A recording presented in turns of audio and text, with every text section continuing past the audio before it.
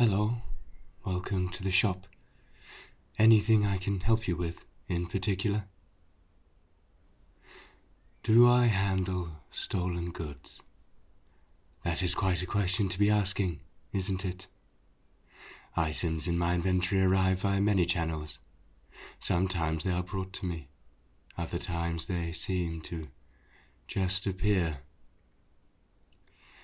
Is there a reason you are asking me this? Or is that a question you ask in every shop you enter? The cross looks familiar to you, does it? No, I can absolve any suspicions you may have about it. That piece arrived a long time ago, and from a reputable source, I can assure you. How reputable? It was a monk, as it happens. Let me tell you about this particular monk. It might put your mind at ease, although I think this is unlikely. St. Dunstan's in East Acton is a church whose history goes back far further than its own bricks and mortar. During the Middle Ages, the site where the church now stands used to be a friary for the monks of the Order of St. Bartholomew. Of course, this is innocent enough, and I suppose not too surprising, but it's what happened at the friary that is cause for concern. You see, the 1500s were a time of great religious upheaval.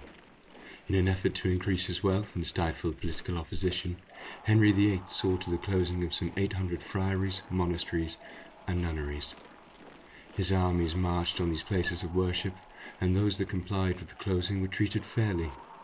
But those who resisted, well, they weren't as lucky.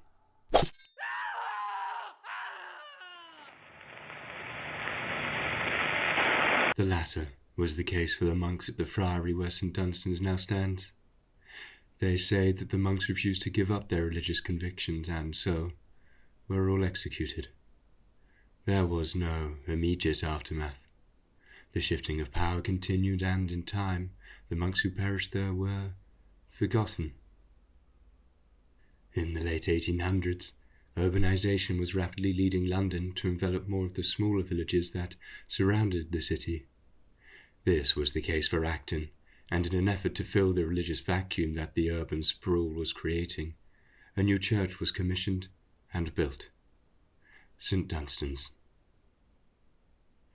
After its completion, for years there were whisperings about strange goings-on at night, but no official from the church would ever confirm these. This was the case up until 1944, when the serving vicar at the time made public knowledge about the apparitions that frequented the building. When night fell, it was said that a series of 12 monks wearing brown habits would walk up the centre of the church before continuing into the chancel. On other occasions, a monk wearing Eucharistic vestments could be seen celebrating Mass in the memorial chapel. But perhaps most surprising of all was the monk dressed in violet robes, who gave advice about confirmation classes to the serving vicar. Of course, these stories garnered attention, and eventually the newspapers wanted a first-hand account of these spectres. To this end, Kenneth Mason was sent to investigate the sightings and vouch for their validity. I would say he got slightly more than he bargained for. Mason stayed past closing time and had the empty church to himself. On cue, the monks appeared, and he reported it was true that a line of 6 monks did indeed walk up the centre aisle of the church. Perhaps foolishly, he stood in front of the apparitions and, to his surprise, they walked straight through him, as if he wasn't there. Once they had passed, a voice spoke to him, hinting at the friary that the church was built on, before saying, "This is our past. This is our future." They then disappeared upon reaching the altar, moments before Mason's photographer arrived. Perhaps this is convenient, or perhaps it is just true. I believe officials at the church tend to discourage ghost hunting. Bad for the reputation, I suppose. Or maybe they are just trying to allow their supernatural guests to worship in peace. So, do you really want to know who gave me that cross? You look smart enough. I think you can probably figure it out.